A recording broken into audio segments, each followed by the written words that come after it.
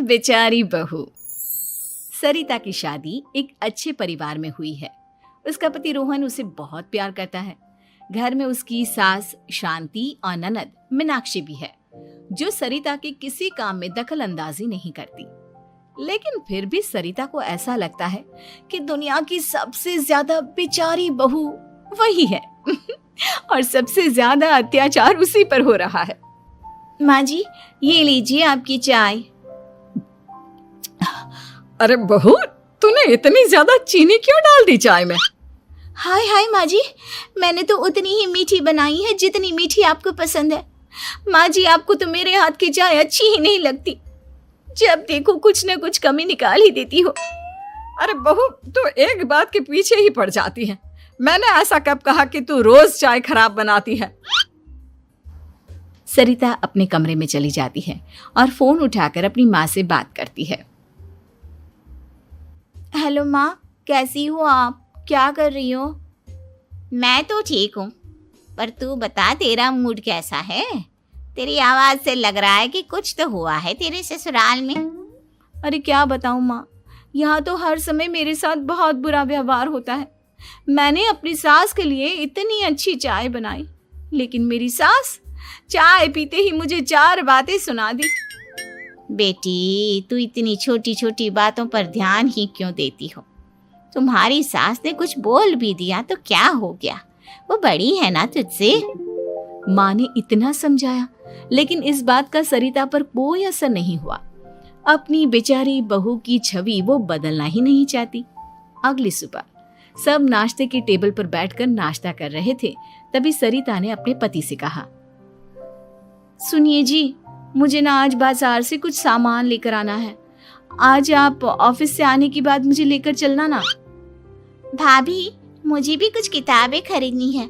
आप दोनों जा ही रहे हो तो मेरी किताबें भी ले आना। लो, अभी तो बात ही की है बाजार जाने की, तो एक फरमाइश आ गई। माँ जी, आप भी बता दो कुछ, और हाँ, मोहल्ले वालों से भी बोल दो अगर वो कुछ मंगवाना चाहते हो तो। बेचारी मीनाक्षी अपना सा मुंह लेकर रह गई। ये सब देखकर रोहन से चुप नहीं रह गया और वो गुस्से में बोला, सरिता, क्या हो गया है तुम्हें? मीनाक्षी ने तो सिर्फ किताबों के लिए बोला है। तुम्हें मीनाक्षी से इस तरह से बात नहीं करनी चाहिए। माफी मांगो उससे अभी। क्या? मैं माफी मांगू? दिन भर आपके घर के काम करूं मैं, आपकी और आपके घर वालों की बातें सुनूं मैं, और अब माफी भी मैं मांगू? ऐसा कभी नहीं हो सकता। ये बोलकर सरिता वहां से चली जाती है। एक दिन उनकी पड़ोसन घर आती है। अरे सरिता, क्या कर रही है? और क्या करूंगी भाभी जी, बस घर का काम ही कर रही हूँ। आप बताओ कैसे आना हुआ?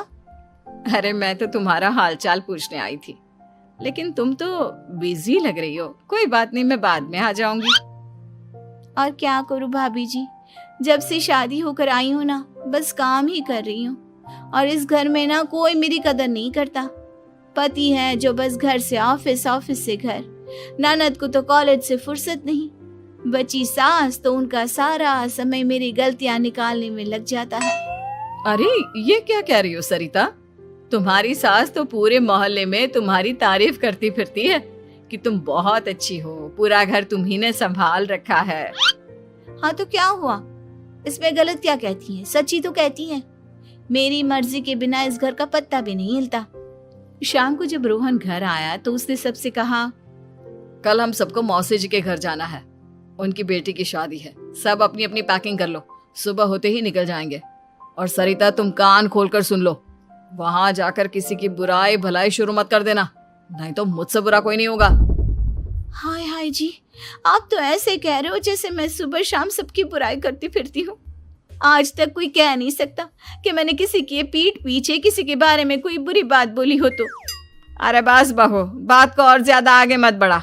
हमें सब पता है तू हमारे साथ क्या व्यवहार करती है। ये बात घर तक रखना, शादी में किसी को कुछ मत बोलना, नहीं तो सब कहेंगे कि शांति की बहू कितना बोलती है। हाँ हाँ, सब कुछ तो मैं ही बोलती हूँ ना। आप लोग तो हर समय फूलों की बारिश करते रहते हो मेरे ऊपर। सारी गलती मेरी है जो मैं इस घर में आई। सबका कितना ध्यान